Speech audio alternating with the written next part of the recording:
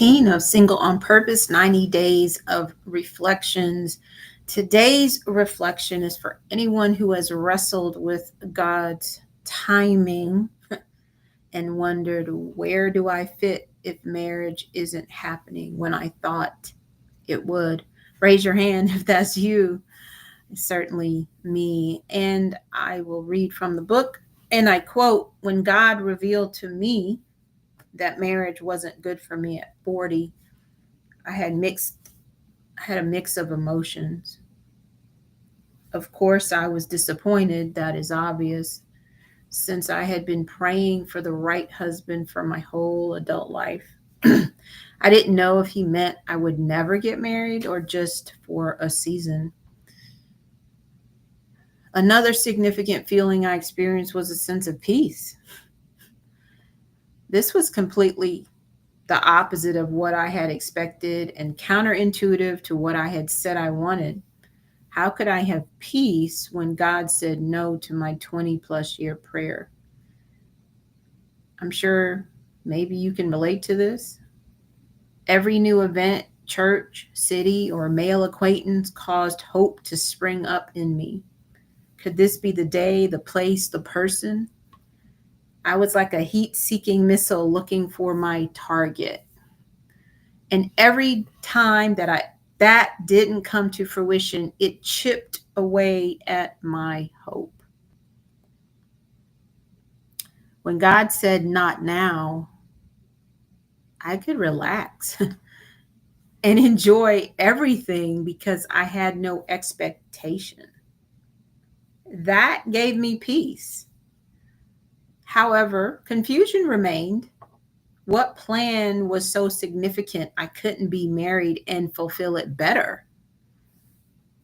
For 3 years after the Holy Spirit's revelation from Psalm 84:11, I wrestled with a question, not in these exact words, but in essence. Where do I fit? Particularly as it related to my church community. It's what many of you are asking too. End quote.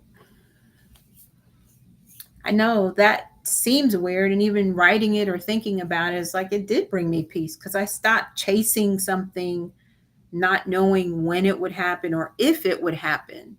The uncertainty was more unsettling and chaotic in my mind and my heart than knowing that the answer was no. And so, what's our nugget for the day? Sometimes God's not now brings more freedom than his yes. It shifts your focus from chasing people to walking in peace, contentment, and purpose. When you no longer live in constant anticipation of the one, you can finally embrace the one who holds your future. That's where clarity, strength, and direction begin to grow. So, what's our call to action for today?